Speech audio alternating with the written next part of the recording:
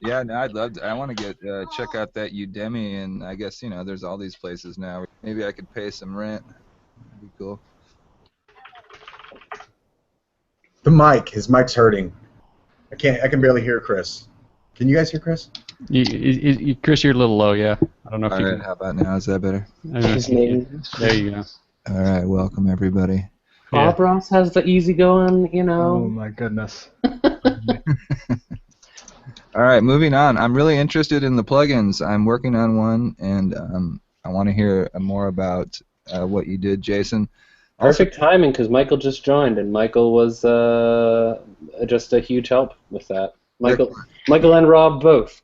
One question I had right off the bat is I'm just curious about this because it may just be my editor, but is error, when you're dealing with errors, does it seem like you're only getting basically one error? All it will tell you is that it can't find the specific file, and but that doesn't tell you any specific where the code has had an issue at all, or did you get good error handling when you were checking your code?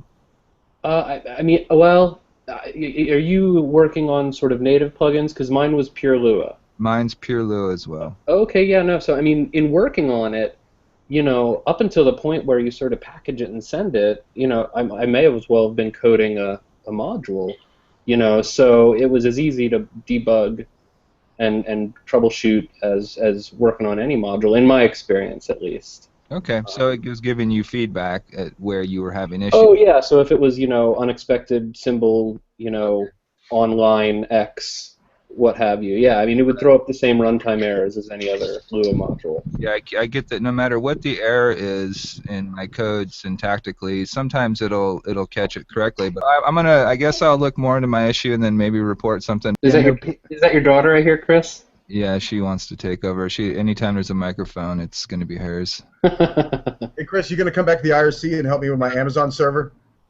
Yeah. I definitely. And I'm sorry, I'm too busy right now, but after Quest 2, I'm serious about doing some contract. Eric's politicking out the wazoo over there. Fuck yeah, I am. I'm sorry. Every show. Sorry, didn't mean to curse. But heck yeah, I am. Yeah. That's some good stuff, and I think you could set up some really cool frameworks with it. When I mean framework, I mean like basic templates. Yeah. I had some really cool things back. I was shooting back wheat and various things and making one and wheat and basic, sending variables back and forth. And I had a day and night variable and a turn variable or something like that. All right. I was shooting it back and forth. It was pretty cool. Yeah, I'd be interested in hearing more about what you're doing and seeing what the integration could be. So. Yeah. The thing that really got me though was the resetting of the server. Yeah, it's been that was a while ago. And there's been some updates, some simplicity has been put into it, and then you may end up using the newer project that's coming out too, and that's like already pre-built to use Docker and to automatically be able to expand itself, and just gives you a lot more variables to work with, and just a completely revamped API that just couldn't be simpler. Right. That'd be great. Yeah, we'll talk more. Man, I hadn't seen that since December. That was fun though. Yeah, thanks for helping me with it too. Yeah, Ed's done a number of things with it. He's got a few things on the store now, and then he's just done a lot of different experiments. So it's kind of cool. It's just kind of a fun little toolkit to play around with.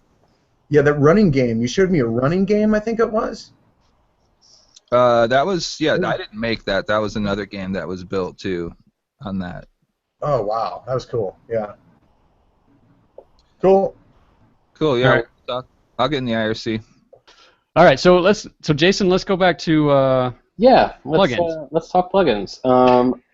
I mean, it's I honestly you guys let me know if I'm off the mark or if you have questions. Don't let me just jabber on because I'm not sure too much how much to say because it was a Lua only plugin. So But Rob's blog post, which I can try, I'll find the link and post it into the chat, Charles, was huge for me. I mean, I had honestly, as somebody who purely deals on the SDK side of things and Lua only, not no real enterprise experience to speak of. I sort of had written off the notion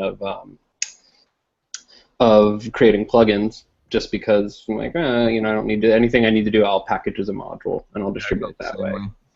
And but then Rob, your blog post was great and just sort of said, hey, here's a way that you can do this, and it has all sorts of unexpected benefits for me. I'm actually thinking about revisiting my old progress ring module, which I was real happy with, and we've talked about it here a number of times. What I didn't like about it was it could get real finicky with if you're using dynamic screen sizing, because it generates a mask image on the fly, and because mask images have to be very, very specific about the dimensions, and the pixels have to be broken down into multiples of 4 and things like that, it could the image that you would save from Corona, it was hard sometimes to predict what size it was going to be. And what I love about working now with a plugin is that you can package dependent files. And the reason I didn't, if I'm packaging a module, I want it to be really simple. I want it to be a single Lua file. I want you to be able to require it. I don't want it to be dependent on other assets that you're going to have to load into your project, because suddenly it's becoming bulky and cumbersome, and it sort of defeats the whole purpose. But with a plugin, for example, with the Twitter plugin, I've got a Lua file, which is handling all the Twitter functions. But then I had a separate OAuth, Lua file, Lua module that you can just sort of include and say, hey, you need to include this. So I'm thinking about revisiting the progress ring and using a mask file that I can then include, but you as the end user using it don't need to use it. It's automatically packaged into your project just by requiring the plugin.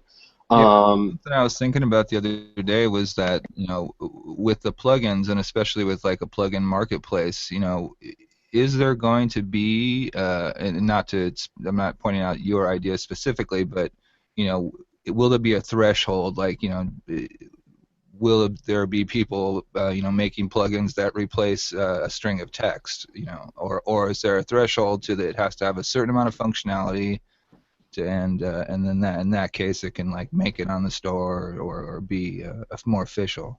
I mean, there is a submission process, so it is curated in that sense. Michael could probably speak to that more directly than I could. Yeah, so there's not really like a lowest bar if it's like complete rubbish with like not accepted. I think our first plugin that we added on the store, we've only added 2, was a color-based plugin, which just generates like random colors, and you can convert between different color formats. It's nothing too special, but it's there. Okay. And also, as far as image assets, I'm not entirely sure that we support image asset Lua plugins yet, just as a heads up. So it's a little harder to package all that up in the current state, but it is something that we'll support in the future.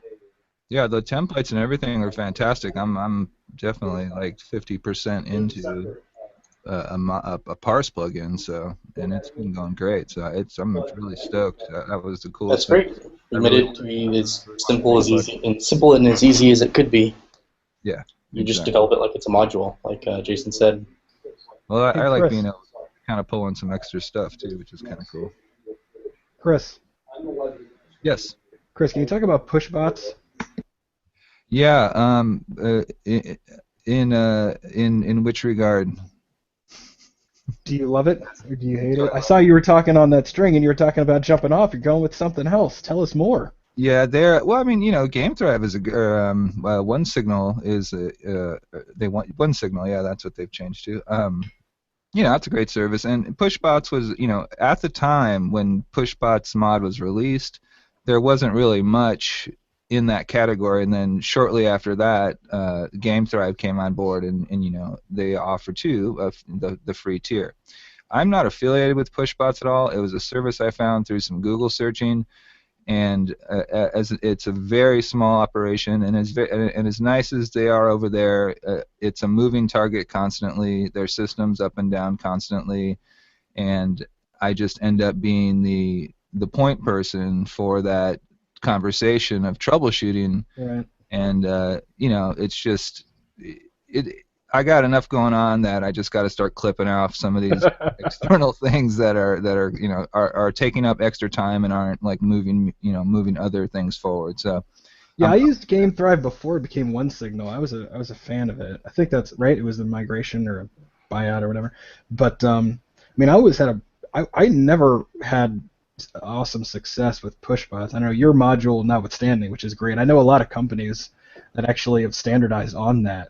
Yeah. And like they demand pushbot use when you're using Corona, obviously. But it's interesting that I always had a bear of a time getting custom push data to get recognized and everything through multi-part forms and all that. So it's interesting that you're moving over.